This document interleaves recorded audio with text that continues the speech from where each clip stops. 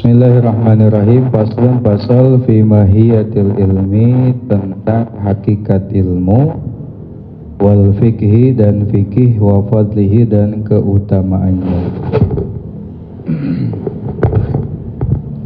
Qala bersabda Rasulullah sallallahu alaihi wasallam, talabul ilmi, mencari ilmu itu fardhatun, wajib, fardu, ala kulli muslimin, atas setiap muslim laki-laki, wa muslimatin dan muslim perempuan. Talabul ilmi, mencari ilmu itu fardhatun, wajib, fardu, ala kulli muslimin, atas setiap muslim laki-laki, wa muslimatin dan muslim perempuan, muslimah. Ilam, ketahuilah, bi'annahu, bahwasanya, la yuftaradhu, tidaklah difardukan, la yuftaradhu, tidaklah difardukan, ala kulli muslimin, atas setiap muslim, wa muslimatin dan muslimah, talabu kulli ilmin, mencari semua ilmu. Jadi tidaklah diwajibkan untuk mencari semua ilmu.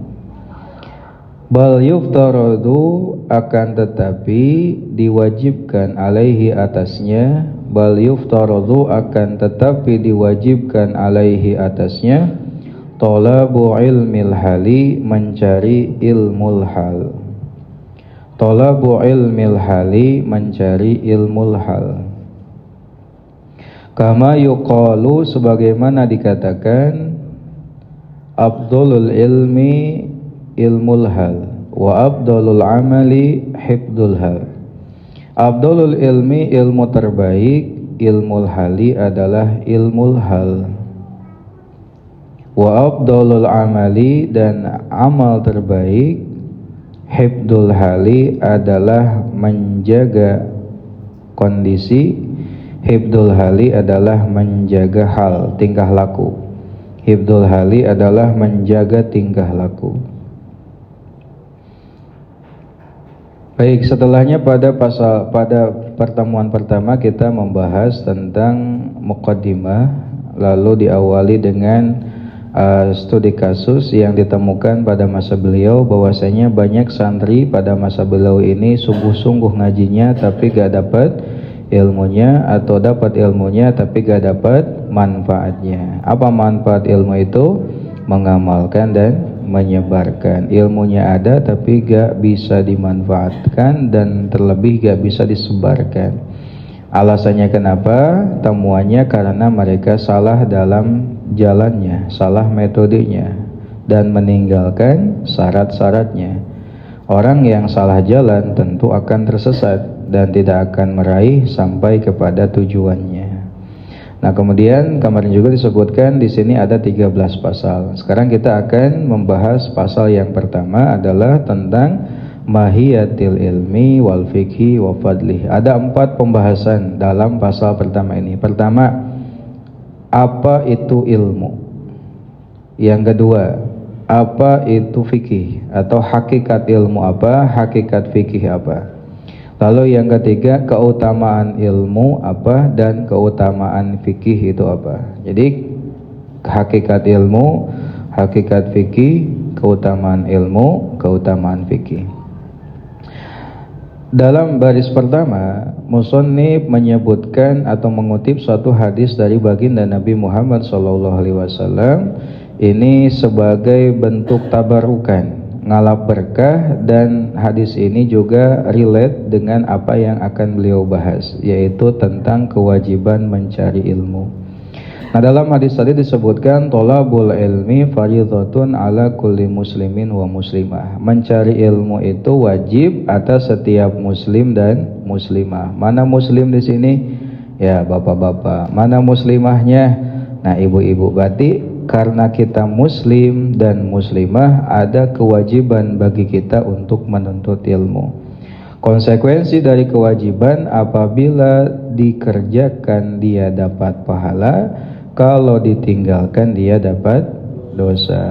Makanya ngaji ilmu ini wajib, dan bahkan ilmu ini adalah di antara empat hal yang akan dihisab oleh Allah Subhanahu wa taala di hari kiamat. Dalam sebuah hadis dikatakan la tazulu qadama 'abdin yaumal qiyamati hatta yus'ala an arba'. Tidak akan bergeser dua kaki manusia di hari kiamat hingga ia ditanya akan empat hal. Empat hal itu yang pertama adalah usianya. Usia yang begitu panjang ini habis untuk apa? Jadi semakin panjang usia maka hisabannya semakin lama. Kira-kira ibu bapak usianya mau panjang atau mau pendek aja nih? Ya, panjang konsekuensinya hisabannya agak lama. Ya, mau pendek atau panjang yang penting berkah gitu. Karena umur terbaik adalah umur yang berkah. Berkah itu intinya banyak kebaikan di dalamnya. Percuma umur panjang tapi sedikit kebaikannya, banyak keburukannya. Lalu yang kedua yang akan ditanya itu adalah jasad atau fisik kita. Semakin lengkap fisiknya maka semakin lengkap juga hisabannya. Sehingga orang yang fisiknya kurang lengkap maka hisabannya pun dia kurang lengkap. Orang yang matanya normal, tentu untuk orang yang gak punya mata atau gak bisa melihat, dia gak kena hisaban mata. Orang yang punya tangan dan punya kaki tentu akan kena hisaban tangan dan kaki. Orang yang gak punya tangan, gak punya kaki, mana mungkin dihisab, ya Allah, kok dihisab tangan kaki saya gak ada kan gitu. Nah, jadi satu sisi kita bersyukur tangan kaki kita lengkap, tubuh kita lengkap, tapi satu sisi hati-hati kalau gak dimanfaatkan itu hisabannya lumayan. Lalu yang ketiga yang akan ditanya itu adalah harta, dapat dari mana dan digunakan untuk apa. Sehingga semakin banyak harta semakin lama hisabannya. Bahkan kata para ulama, di antara orang yang akan lama dapat hisabannya adalah orang-orang kaya. Orang-orang kaya itu hisabannya lama. Orang miskin mah udah masuk surga duluan, orang kaya mah udah ngantri keneh belakangan. Jadi satu sisi miskin itu enak, satu sisi gak enak juga. Enaknya apa? Orang miskin kata Nabi adalah orang yang paling banyak menghuni surga. Orang miskin adalah orang yang paling pertama masuk surga. Makanya Nabi itu dalam sebuah doa ingin hidupnya miskin, mati dalam keadaan miskin, dikumpulkan bersama orang-orang miskin. Itu Nabi. Kira-kira ibu mau gak tuh? Kalau mau ikuti doa saya. Allahumma ahyini miskinan wa amitni miskinan wahsurni yaumal qiyamati ma'azumratil fuqara wal masakin. Itu doa Nabi, ajazdukum. Itu doa Nabi itu. Jadi doa Nabi itu, ya Allah hidupkan aku dalam keadaan miskin, matikanlah aku dalam keadaan miskin, dan kumpulkanlah aku di hari kiamat bersama orang-orang miskin. Asya, ya Allah saya mah daripada miskin mending kaya gitu. Hek baik, yang penting kaya tapi bersyukur gitu kan. Sebetulnya mau kaya mau miskin itu tergantung orangnya. Belum tentu orang miskin itu baik dan belum tentu orang kaya itu jahat. Tergantung orang yang menjalaninya. Bisa jadi dia itu lebih baik kaya karena dengan kaya dia akan rajin sedekah gitu kan. Dia akan bersyukur. Kata Allah, ia lebih baik miskin karena dengan miskin dia lebih fokus ngaji, pandai untuk bersyukur, ibadahnya bisa tenang gitu. Nah, gitu kan. Jadi miskin kaya itu ya kondisi yang Allah pilihkan untuk kita. Insya Allah mau miskin mau kaya itulah yang terbaik untuk kita gitu. Karena belum tentu kaya itu baik dan belum tentu miskin itu tidak baik, pun sebaliknya, tergantung yang menjalani. Maka kaya miskin ya itu pilihan Allah Subhanahu wa taala. Nah, Nabi ini ingin hidupnya miskin, mati dalam keadaan miskin, dan dikumpulkan bersama orang-orang miskin. Kira-kira kalau di surga banyak orang miskin, hisabannya juga mudah, pertama masuk surga, Bapak Ibu mau kaya mau miskin? Ya gak apa-apa kaya masuk surga meskipun belakangan ya. Tapi lebih banyak peluangnya itu orang-orang miskin. Lebih banyak peluangnya orang-orang miskin justru. Kemudian yang ketiga, yang keempat, yang akan dihisab itu adalah ilmu. Ilmu itu apakah udah dicari atau belum? Kalau udah dicari, apakah diamalkan atau tidak? Itu makanya wajar, ya. Orang akan kena hukuman karena dia gak ngaji. Kenapa? Tadi karena ngaji itu hukumnya adalah wajib. Misalkan, kenapa kamu gak sholat? Ya Allah saya sholat. Sholat kamu gak benar. Kenapa gak benar? Karena gak ngaji. Kenapa gak ngaji? Nah itu kan nanti dihisab juga, ditanya nanti. Ya, ilmunya udah dipelajari atau belum? Minimal ilmu yang hukumnya fardu ain. Karena ilmu itu ada tingkatannya, ada skala prioritasnya. Ada ilmu yang fardu ain, ada fardu kifayah, ada sunnah, ada mubah, bahkan ada ilmu yang haram. Ada itu. Nah kita jangan sampai salah memilih ilmu. Mereka nanti di depan ada memilih ilmu mana dulu. Jangan sampai kita bergelut dengan ilmu yang sejatinya dia tidak wajib dipelajari. Justru ilmu yang wajib malah terlantar gitu. Itu salah dalam metode ngaji itu kayak gitu. Nah, seorang ilmu itu akan ditanya, udah digali atau belum, kemudian diamalkan atau tidak. Makanya di antara orang yang paling berat hisabannya di hari kiamat adalah orang-orang berilmu.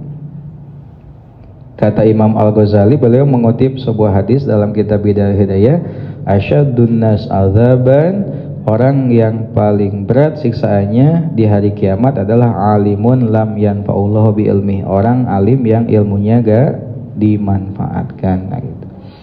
Ya seperti itu ya. Jadi ngaji itu hukumnya wajib. Untuk siapa?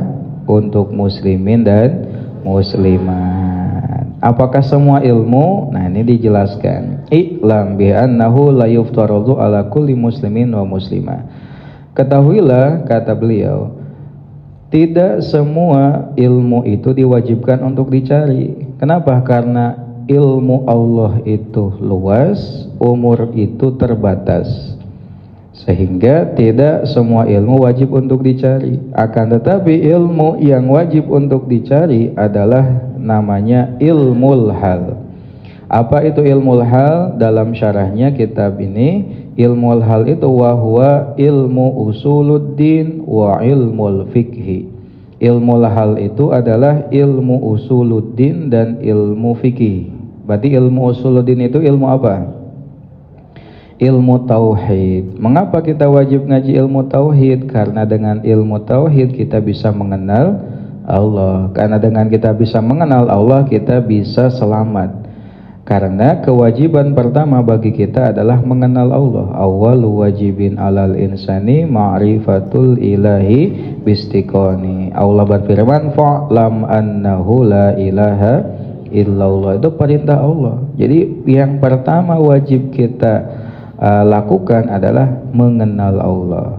Ilmunya ilmu usuluddin, ilmu tauhid. Maka wajib bagi kita menguasai ilmu tauhid. Lalu yang kedua ilmu fikih. Ya, mengapa demikian? Allah itu mewajibkan kewajiban kepada kita. Allah memerintahkan apa? Salat, aqimus shalah. Allah memerintahkan zakat, wa atuz zakah. Allah memerintahkan puasa, ya ayyuhalladzina amanu kutiba alaikumusiyam. Allah memerintahkan haji umrah, wa atimul hajja wal umrata. Allah juga memperbolehkan jual beli, ya, wa halallahu al-bai'a wa harramar riba. Allah juga melarang riba. Lalu juga Allah memperkenankan bahkan memerintahkan untuk menikah, wa ankihul ayyama minkum, dan seterusnya.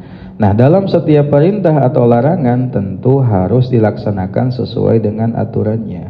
Salat lain ngan saukur asal salat, puasa lain ngan saukur puasa, nahan lapar hungkul aya rukun aya syarat.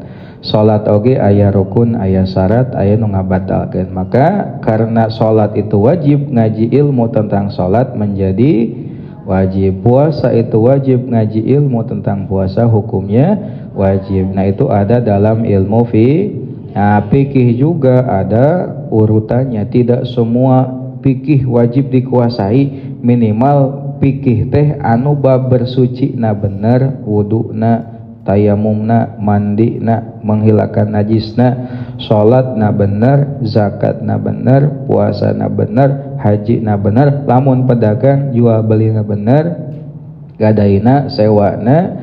Lamun bade nikah, nikahna sesuai sareng aturan gitu. Gak semua. Nah, yang wajib itu yang kayak gitulah, yang wajib-wajibnya. Maka yang diwajibkan di sini adalah ilmu apa tadi? Ilmu hal, yaitu ilmu usuluddin dan ilmu fikih. Sebagaimana perkataan sebuah ulama, seorang ulama, Abdulul ilmi ilmul hal wa abdulul amal hibdul hal. Ilmu yang paling utama adalah ilmul hal, ilmu yang sesuai dengan kondisi kita saat ini. Kita wajib sholat, maka ada ilmunya. Kita wajib zakat, ada ilmunya. Kita wajib puasa, ada ilmunya. Jangan sampai kita memulai sesuatu tanpa ada ilmunya. Karena kalau kita memulai sesuatu tanpa ilmunya, itu tidak akan sah dan tentu tidak akan diterima. Ya, jadi sholat aja dulu, puasa aja dulu, enggak, harus ngaji dulu. Namanya ilmu hal. Jadi ilmu hal itu badai memulai teh ilmuna tos aya, tos siap. Ayeuna bagi kita yang belum daftar haji atau udah daftar haji tapi hajinya masih lama, kira-kira udah wajib belum ngaji ilmu tentang haji? Belum wajib sekarang sebenarnya. Tapi waktu na haji kedah tos aya gitu. Waktu na haji kedah tos aya ilmuna. Ayeuna orang wajib sholat asar can? Belum kan? Belum. Ngan wajib tuh mencari ilmu tentang sholat asar saat ini? Belum. Pokoknya mah asal pas bade sholat asar ilmuna tos aya gitulah gambaranna. Gitu gambaranna. Jadi ilmu hal itu kayak gitu. Setiap kita akan memulai suatu ibadah, ilmunya sudah ada gitu.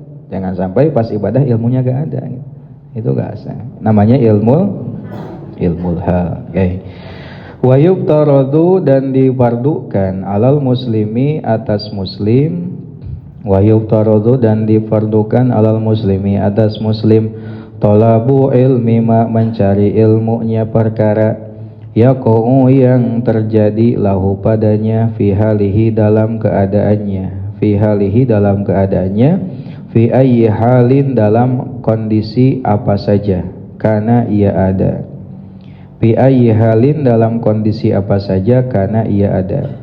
Fainahu, karena sesungguhnya, fainahu, karena sesungguhnya, la budda lahu, la budda, tidak boleh tidak, lahu baginya, la budda, tidak boleh tidak, lahu baginya, minas sholati, dari sholat.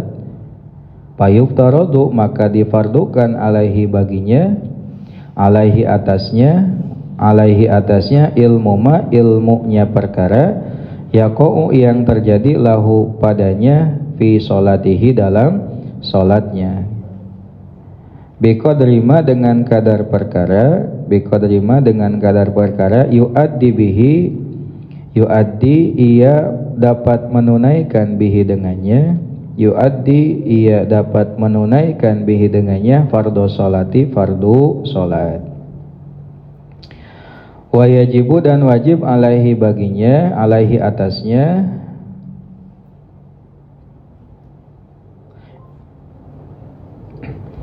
ilmu ma, ilmunya perkara, yaqa'u, yang terjadi, lahu padanya, biqadrima, dengan kadar perkara, yu'addi, ia menunaikan, bihi, dengannya, al-wajiba, yang wajib, al-wajiba, yang wajib. Li'annama, karena sesungguhnya perkara, yatawassalu bihi, yang menjadi perantara, yatawassalu bihi, yang menjadi perantara, ila iqamatil fardi, untuk menunaikan yang fardu, yakunu fardon, maka ia menjadi fardu, yakunu fardon, maka ia menjadi fardu. Wama yatawassalu, dan perkara yang, wama, dan perkara, yatawassalu bihi, yang menjadi perantara, yatawassalu bihi, yang menjadi perantara, ila iqamatil wajibi, untuk menunaikan yang wajib, yakunu wajiban, maka menjadi wajib. Nah gini. Jadi kan gini, sehingga karena kita wajib untuk menunaikan perintah-perintah Allah, maka ilmu yang berkenaan tentang perintah Allah pun wajib untuk kita cari. Jadi gak semuanya lah.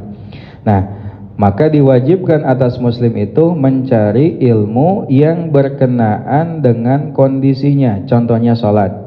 Maka dia harus tahu mana hal-hal yang menunjang agar sholatnya sah, dan mana hal-hal yang membuat sholatnya tidak sah.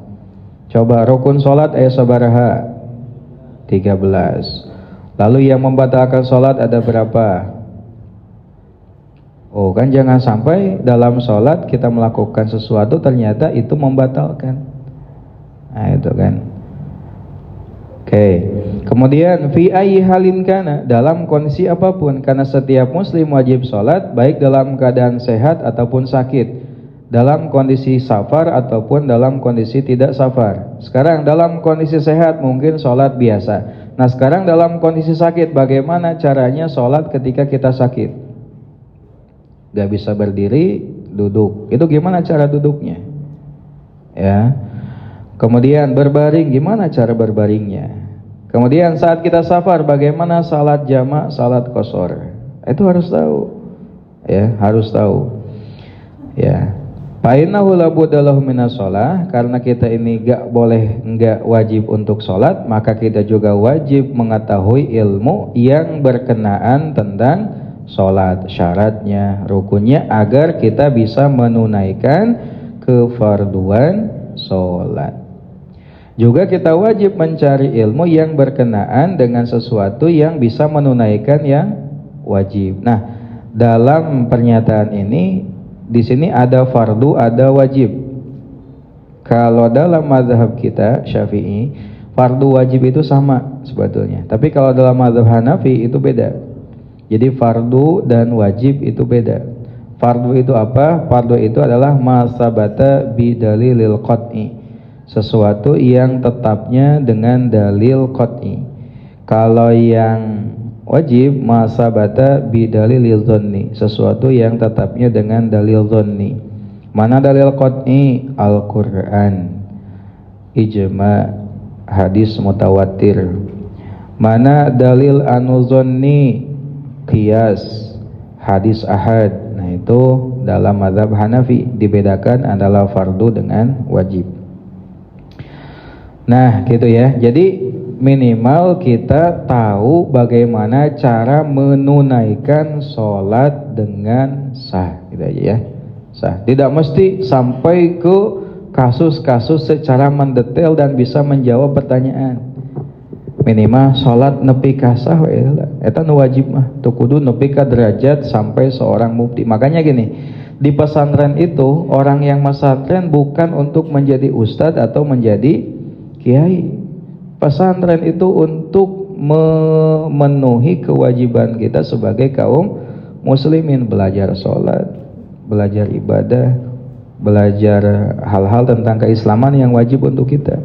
Adapun jadi ustaz, jadi kiai itu mah bonusna, ya, leuwihna eta malahnya, leuwihna. Seperti itu.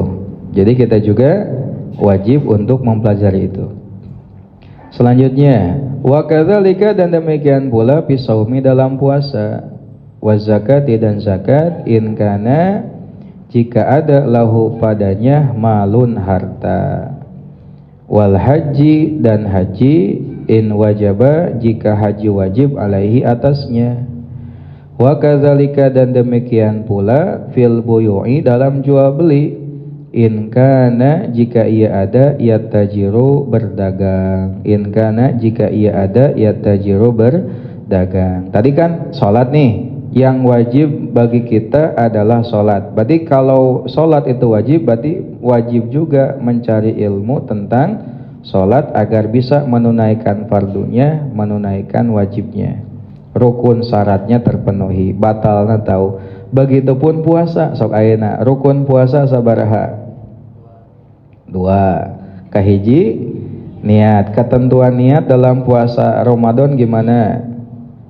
Satu, kedah di malam, berarti tidak sah niat di siang hari. Yang kedua, niatnya harus ta'yin dalam niat, nawaitu shauma Ramadan, ada nyebut Ramadan. Yang ketiga, harus berulang sehingga tidak cukup puasa untuk 1 bulan, kan gitu. Kemudian yang kedua apa? Meninggalkan yang membatalkan. Apa aja yang membatalkan itu harus tahu. Jangan sampai kita puasa tapi ternyata puasa kita batal. Kita gak tahu ternyata puasa kita batal. Begitupun zakat. Kalau punya harta kita wajib zakat.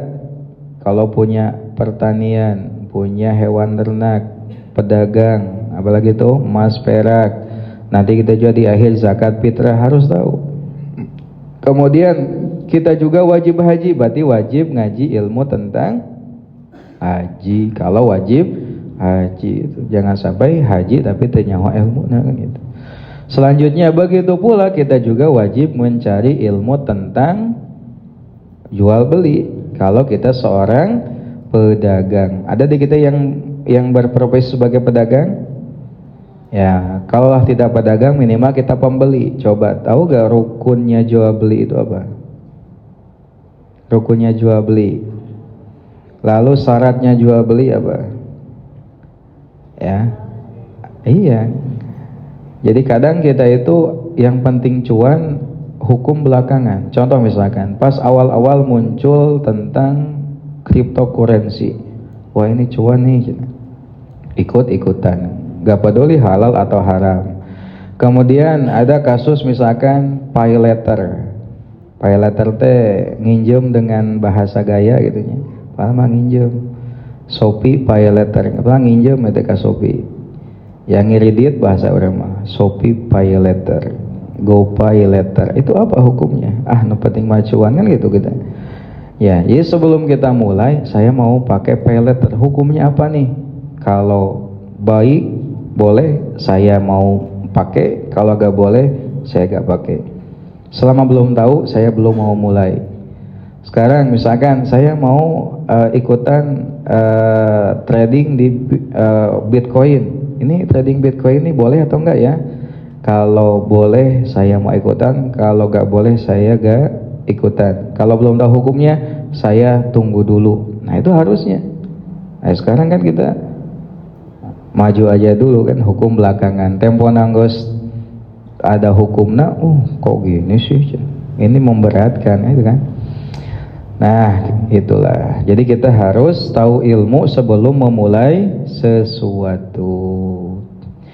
Kila dikatakan li Muhammad bin Hasan kepada Muhammad bin Hasan rahimahullahu alaih. Ditanya Muhammad bin Hasan, A'la tusannifu, mengapa engkau tidak menulis kitaban satu kitab fi zuhdi tentang zuhud? A'la tusannifu, mengapa engkau tidak menulis kitaban satu kitab fi zuhdi tentang zuhud? Qala, beliau menjawab, qad sannabtu, aku telah menulis. Qad sannabtu, aku telah menulis kitaban satu kitab fil buyu'i tentang jual beli. Fil buyu'i tentang jual beli. Yakni maksud saya az-zahidu, orang yang zuhud itu, man yaitu orang yataharrozu yang menjaga diri, yataharrozu yang menjaga diri anisyubuhati dari perkara syubhat, wal makruhati dan perkara makruh fit tijarati dalam jual beli.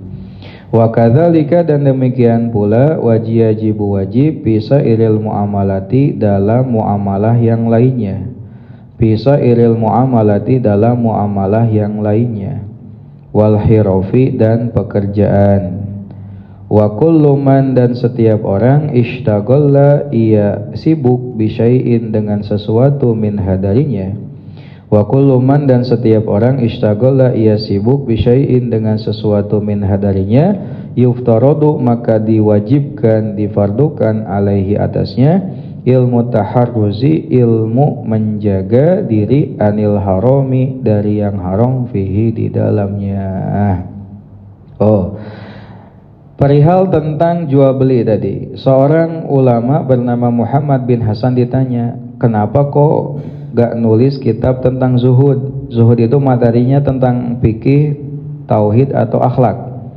Zuhud akhlak ya. Zuhud itu apa kira-kira? Zuhud itu lawannya adalah hirsun. Kalau zuhud itu artinya gak tertarik, kalau hirsun itu artinya tertarik, terobsesi namanya. Jadi kalau kita terobsesi dengan dunia namanya hirsun.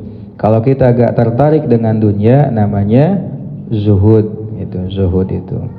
Beliau ditanya, mengapa kok gak nulis kitab tentang zuhud yang materinya dalam hal tasawuf? Beliau menjawab, aku udah nulis tentang jual beli. Apa maksudnya? Maksudnya orang yang zuhud itu hakikatnya adalah orang yang menjaga diri dari perkara syubhat dan makruh dalam jual beli. Orang yang zuhud belum tentu bisa zuhud kalau dia gak tahu mana yang halal, mana yang haram. Tidak sah zuhud tanpa ilmu. Jadi baik saja itu harus pakai ilmu. Contoh orang baik tanpa ilmu gimana? Niatnya mungkin baik, tapi caranya salah. Itu ada kan contohnya banyak. Nah maka zuhud itu baik, tapi harus pakai ilmu. Maka beliau menulis ilmu bab tentang jual beli agar orang yang zuhud ini terhindar dari subhat dan makruh dalam jual beli, ya. Begitupun dalam muamalah yang lain dan pekerjaan yang lain. Karena muamalah yang lain pun itu ada potensi terkena riba, terkena hal-hal yang dilarang. Contoh, banyak kasus, contoh misalkan yang saya tahu itu di Wanayasa, ada orang yang menjual cengkeh masih kena dina tangkalna karege kembangan geus diborongkeun. Namanya adalah ngijonkeun. Itu boleh atau tidak? Kan itu. Itu jelas kan nggak boleh. Kenapa? Karena ada unsur goror namanya. Goror itu tipuan gitu. Atau misalkan apa tuh? Contoh lain, ya. Banyak akad-akadan yang bermasalah. Itu karena ibadah tanpa dimulai dengan ilmu, muamalah tanpa dimulai dengan ilmu. Contoh dalam bab riba. Riba itu adanya dalam akad apa, Bu? Riba itu ada dalam akad dua. Satu dalam akad jual beli, yang kedua ada dalam akad qardun, akad pinjam meminjam, minjem duit. Nah, namanya riba qardun. Nah, dalam jual beli ada yang namanya riba. Namanya riba fil buyu. Riba dalam jual beli ada tiga, ada riba fadl, riba nasiah, dan riba yad.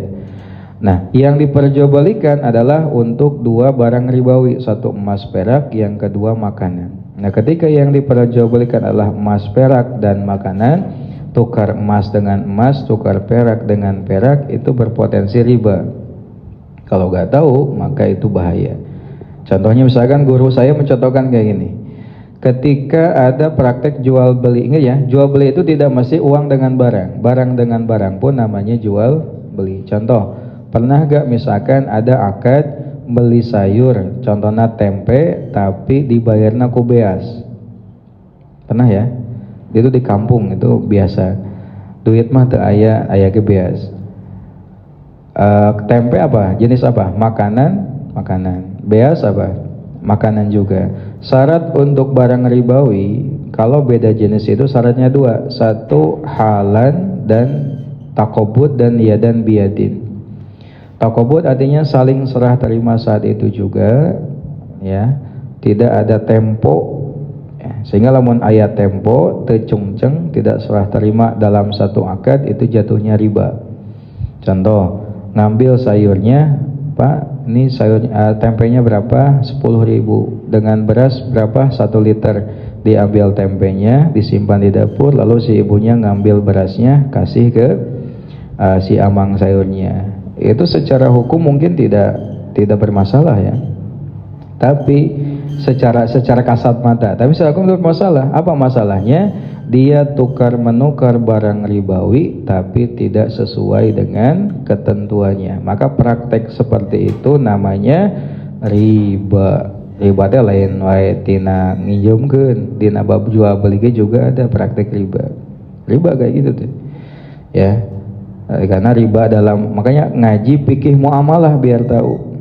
Sekarang anak kecil disuruh untuk jual beli, sah gak jual belinya kira-kira?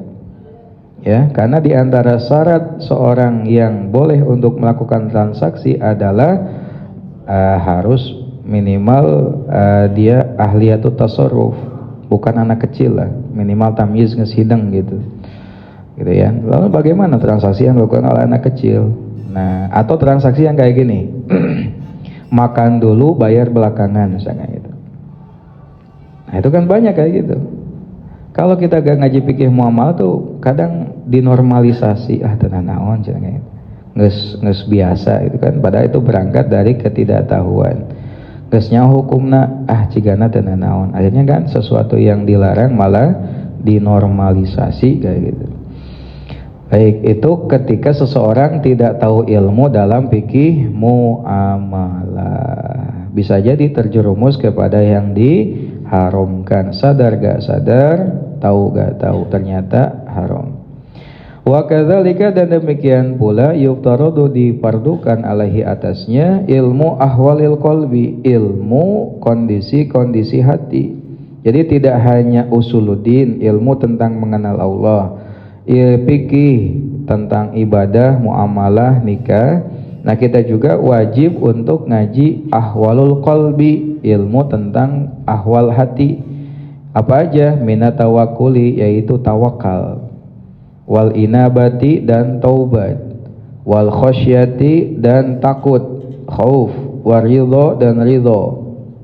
Fainahu, karena sesungguhnya ilmu waqi'un, terjadi, fi jami'il ahwali, dalam semua kondisi, fi jami'il ahwali, dalam semua kondisi.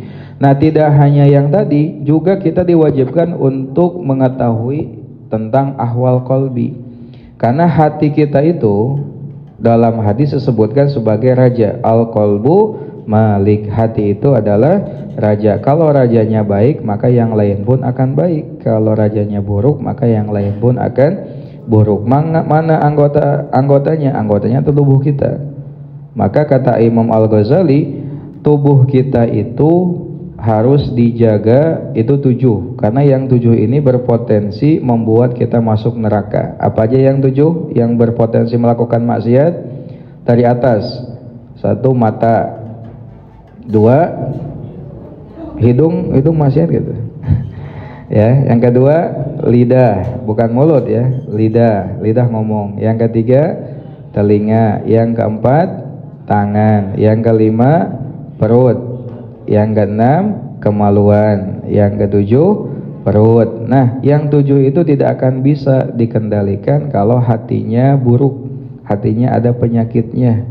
Nah maka kita harus tahu mana aja penyakit hati, dan kita harus tahu bagaimana saja cara mengobatinya.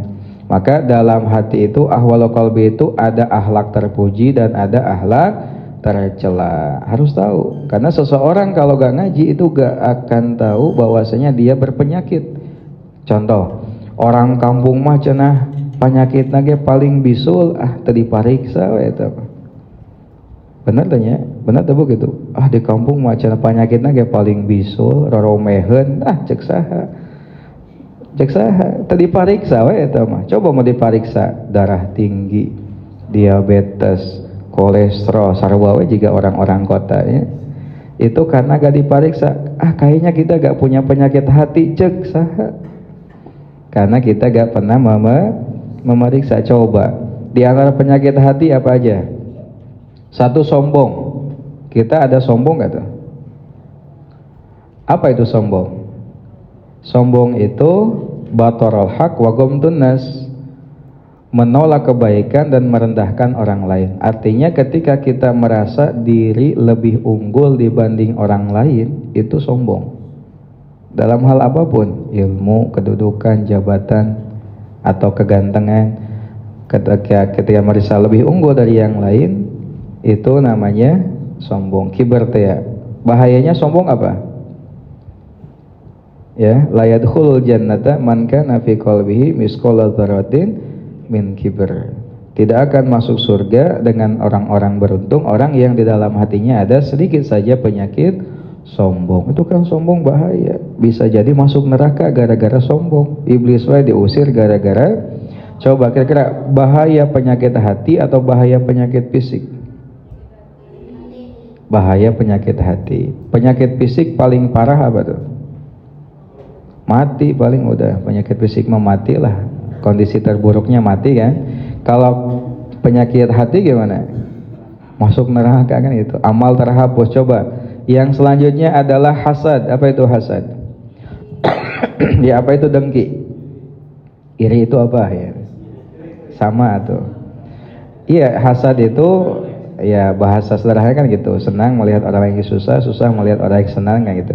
Intinya dia gak rela nikmat Allah ada pada orang lain gitu kan. Ketika orang lain dapat nikmat, dia gak senang. Kenapa? Dia bukan saya ya. Harusnya aku yang di sana, bukan dia kan gitu.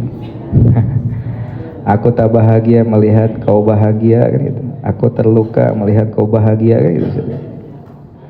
No gitu teh jalmaha apa bahaya hasad? Dalam hadis disebutkan apa bahaya hasad? Iyyakum wal hasad. Hasad kade karena hasad itu akan memakan hangus kebaikan seperti halnya api memakan kayu bakar. Coba kebaikan kita hangus gara-gara punya penyakit hasad. Apalagi ria. Ria itu apa kira-kira? Ria itu beramal ingin dilihat orang lain.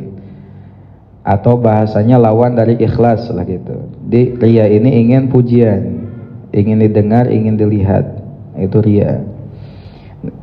Kemudian apalagi suudzon, ya, lain sebagainya. Itu kan kalau kita gak tahu ini akhlak buruk, kita gak sadar ternyata kita ini selama ini berpenyakit. Coba orang yang suka ngomongin orang lain itu biasanya muncul karena punya penyakit hati. Akhirnya suka ngomongin batur. Itu biasanya muncul karena gak senang orang lain dapat nikmat dari Allah diomongkan kan itu. Ya, itu karena penyakit. Jadi semua keburukan itu bermula dari hati yang buruk juga gitu. Jadi kalau kita kelakuan buruk berarti hatena itu tong ningali kumaha hatena tinggal we kelakuanana. Karena kelakuan itu mencerminkan isi hati seseorang gitu. Ya, buruk, hatinya buruk, ada penyakitnya berarti. Nah, coba ada lagi akhlak yang terpuji, apa contohnya? Ikhlas. Apa itu ikhlas? Ikhlas itu apa? Beramal tujuannya adalah hanya karena Allah, namanya ikhlas. Nah, ikhlas itu urusan hati atau gimana? Urusan hati, sehingga kita gak tahu ikhlas atau tidaknya seseorang. Jangan sampai menilai orang yang mempertontonkan kebaikan disebutnya ria. Ria sih eta mah cenah sedekah ge divideokeun. Ria cenah eta mah ibadah ge divideokeun. Kata siapa? Tong suudzon. Karena bisa jadi tujuan dia melakukan itu bukan untuk ria. Jadi ria itu urusan hati, ikhlas itu urusan hati. Kok kamu tahu dia ikhlas atau ria? Dari mana? Emang tahu hati seseorang kan nggak tahu. Nah, kita wajib juga ngaji ilmu. Nah, itu dibahas dalam ilmu tasawuf. Nah, baru 3 nih yang wajib berarti. 1 ilmu apa? Tauhid, fikih, tasawuf. Ibu wajib ngaji itu. Wa syaraful ilmi, sekarang ke ini apa? Ke keutamaan ilmu. Tadi kan fikih ilmu. Wa syaraful ilmi, dan keutamaan ilmu, la yakhfa, tidaklah samar, ala ahadin, atas seseorang. Idh huwa, karena ilmu itu mukhtassun, dikhususkan, bil insaniyati, untuk manusia, untuk bangsa manusia.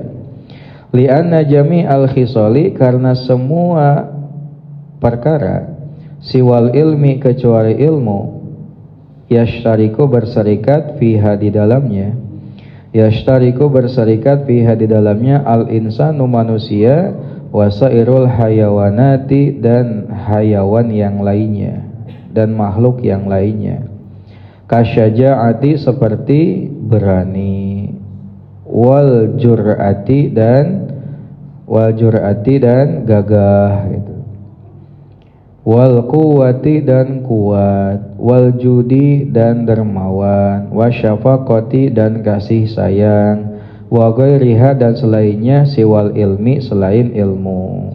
Mengapa ilmu itu mulia? Karena ilmu itu hanya khusus untuk manusia gitu aja. Ya. Di antara makhluk hidup yang lainnya itu gak dapat ilmu. Mulianya ilmu karena dia khusus untuk manusia. Maka dengan sebab ilmu itulah Nabi Adam mendapatkan kemuliaan, bahkan mengungguli malaikat.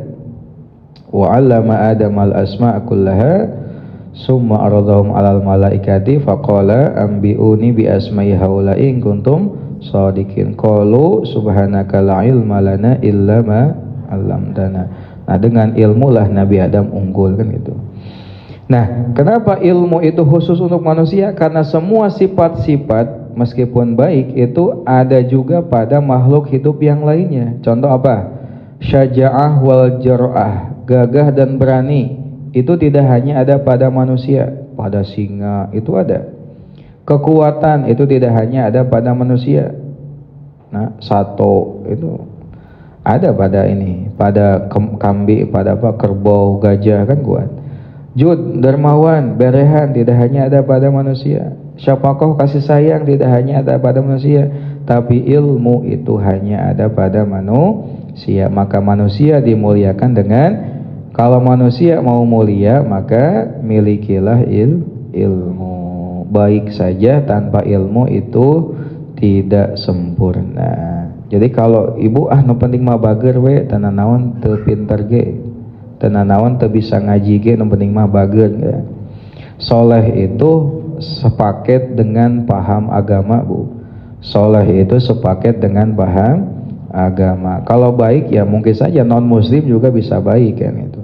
Tapi soleh itu ya itu sepaket dengan memahami agama, paham agama dan bisa menjaga kewajiban dia sebagai hamba. Kemudian wabihi dan dengan ilmu azharo menampakkan Allah fadla Adama keutamaan Nabi Adam alal malaikati atas malaikat. Itu kan dengan ilmu pula Allah menampakkan keutamaan Nabi Adam dibanding malaikat. Tadi ayatnya wa 'allama Adama al-asma'a kullaha summa aradahum 'alal malaikah faqala ambiuni bi asma'i haula. Malaikat gak bisa jawab ternyata. Nabi Adam bisa jawab. Wa amarahum dan Allah memerintahkan malaikat bisujudi untuk sujud lahu kepada Nabi Adam, dan malaikat pun diperintah untuk sujud kepada Nabi Adam. Fasajadu, semuanya sujud illa iblis aba wastakbara wa kana minal kafirin. Wa inna ma syarufa al ilmu, wa inna ma syarufa al ilmu, dan ilmu itu mulia, dan ilmu itu mulia likaunihi hanya karena ilmu itu, likaunihi hanya karena ilmu itu wasilatan menjadi perantara ilal birri kepada kebaikan wa taqwa dan kepada ketakwaan. Nah, ilmu juga itu mulia. Kenapa ilmu itu mulia?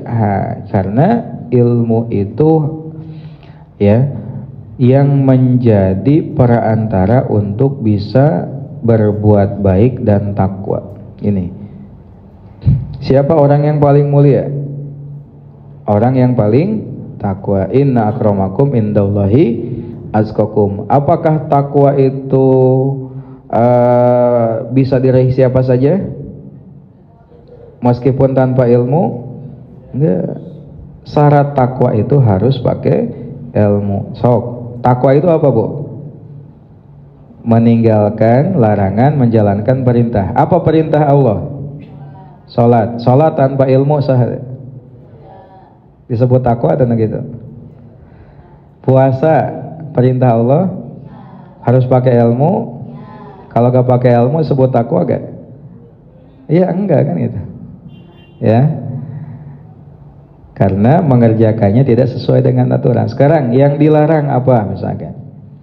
Riba, membunuh, mencuri dan sebagainya. Juga harus pakai ilmu. Ya, harus tahu ilmunya kan gitu. Tahu ilmu ini toh gak boleh, ini loh boleh gitu. Maka ilmu itu menjadi wasilah seseorang bisa takwa. Jadi tadi teh soleh teh sepaket dengan ilmu gitu. Soleh teh sepaket dengan ilmu. Lamun ayeuna bager tapi ilmuna teu ayaan, apalagi tara salat eta mah bager hunggul eta. Tidak soleh. Soleh itu sepaket dengan pengamalan terhadap agamanya dan tahu ilmunya. Jadi kenapa ilmu itu mulia? Karena menjadi wasilah untuk bisa menjadi takwa. Kenapa takwa itu mulia? Karena orang yang takwa adalah orang yang paling mulia mungguh Allah. Dan orang yang bertakwa tempatnya adalah di surga. Innal jannata u'iddat lil muttaqin. Surga itu disiapkan untuk orang-orang yang bersyarat menjadi orang yang bertakwa apa? Harus punya ilmu. Salat kudu pakai ilmu, puasa kudu pakai ilmu, zakat, haji kudu pakai ilmu, beramal soleh lain pun harus pakai ilmu gitu. Maka baru bisa takwa. Tidak sah takwa tanpa ilmu.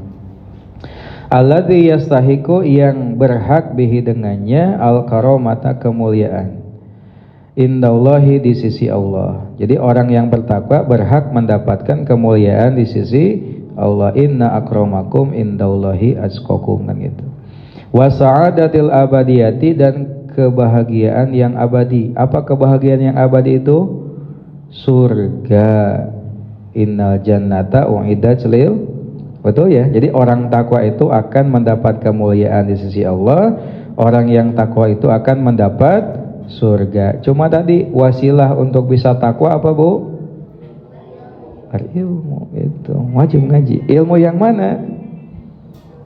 Ya ilmu hal tadi. Minimal ilmu hal. Ilmu yang dengannya kita bisa sholat, bisa puasa, bisa haji, bisa zakat, bisa muamalah dengan betul. Lalu hatinya terjaga dari penyakit-penyakit hati, hatinya terhiasi dengan akhlak-akhlak yang terpuji, tauhidnya juga betul, kan gitu. Namanya ilmu hal. Baru dia bisa meraih kemuliaan di sisi Allah dan mendapat surganya Allah. Kamakila, sebagaimana dikatakan li Muhammad bin Hasan bin Abdillah, kepada Muhammad bin Hasan bin Abdillah, syi'run, dengan syiiran. Ini ada syiiran.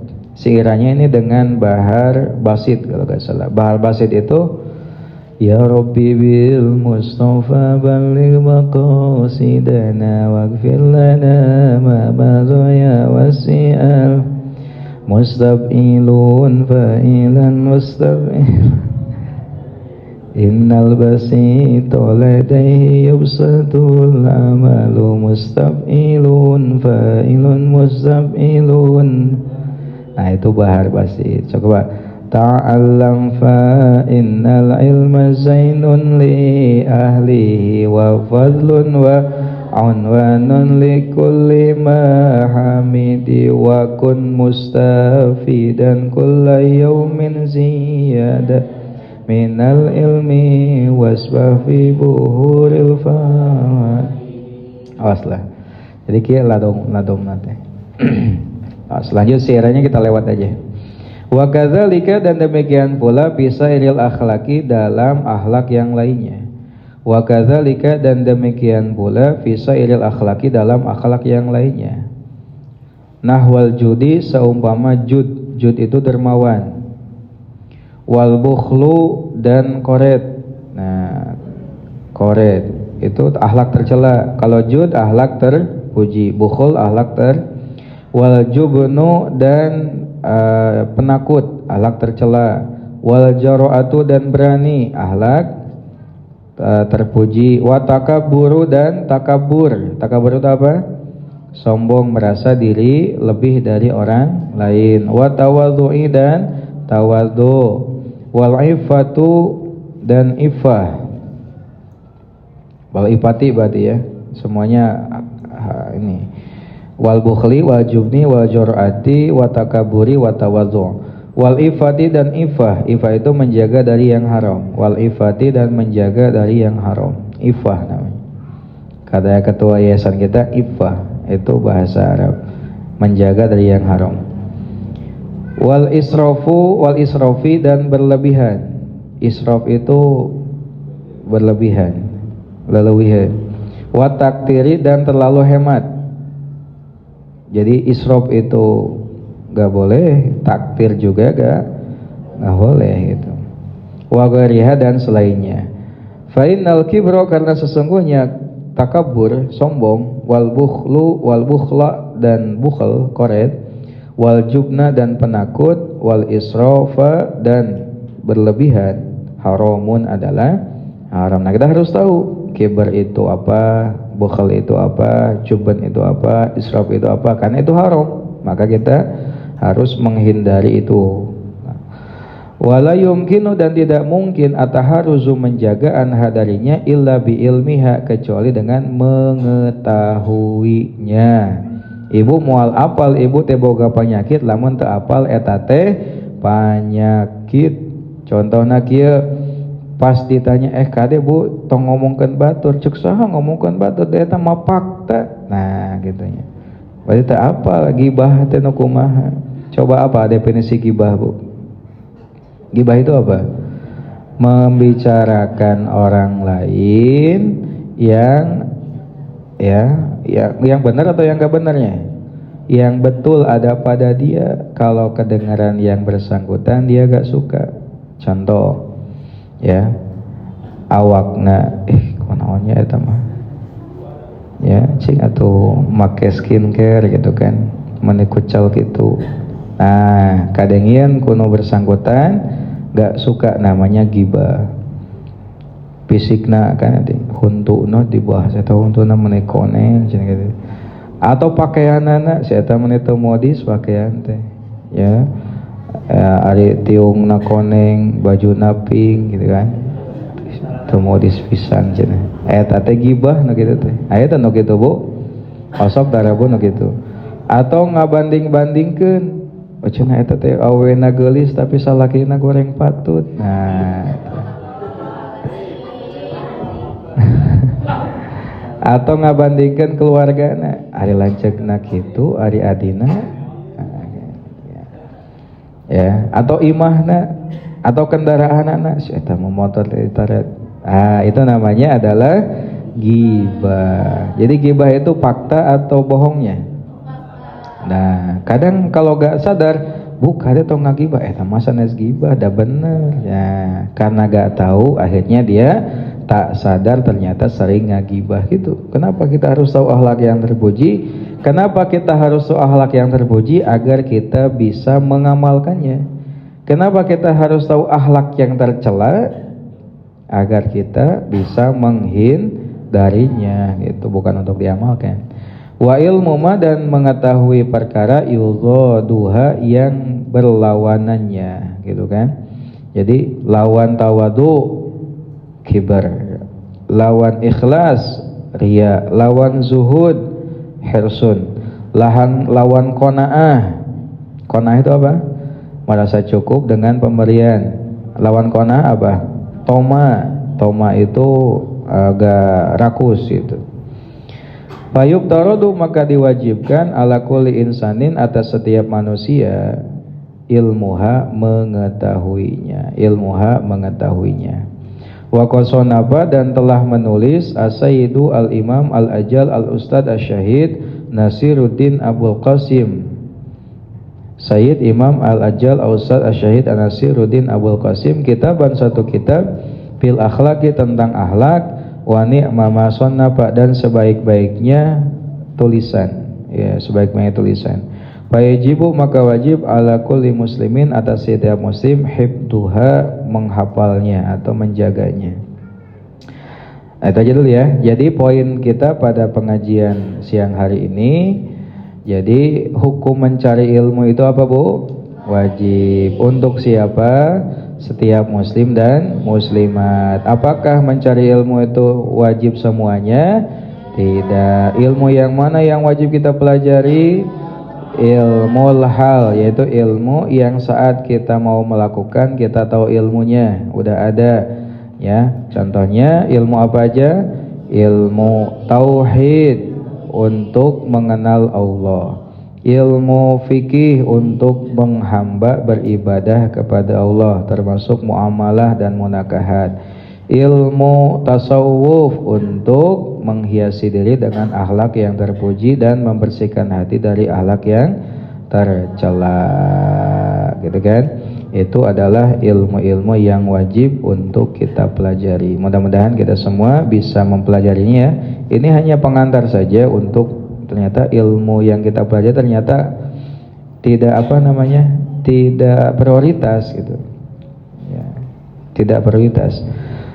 Jadi selama ini kita salah dalam menentukan prioritas ilmu. Kita terus Inggris, matematika, kalau gak bisa les GO gitu ya, les itu gitu. Kalau gak bisa sedih, tapi kalau gak bisa sholat, gak bisa puasa, gak tahu sholatnya sah atau tidak, kita biasa aja. Nah itu bahaya bu. Nekomaha takwa kita ya. Nah mumpung kita masih hidup, kita diberi kesempatan untuk menuntut ilmu. Mana dulu ilmu yang wajib untuk kita dahulukan tahu. Minimal ibadah teh bener lah gitunya. Allahu a'lam Rabbin fa'na bima 'allamtana Rabbi alimna alladhi yanfa Rabbi fakihna wa fakih alana wa qarabati lana fi dinina tawassalna bita'alumin tawassalna antarzuqanal wasi'ah qal amanah. Jadikan ilmu kami manfaat,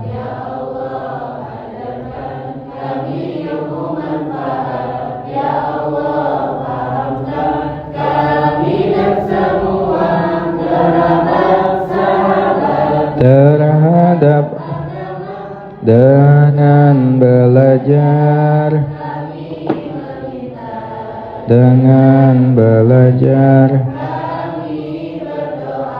luaskanlah, terangkanlah. Amin. Subhanakallahumma wa bihamdika asyhadu an la ilaha illa anta astaghfiruka wa atubu ilaik. Wallahul muwaffiq ila aqwamit thoriq. Assalamualaikum warahmatullahi wabarakatuh.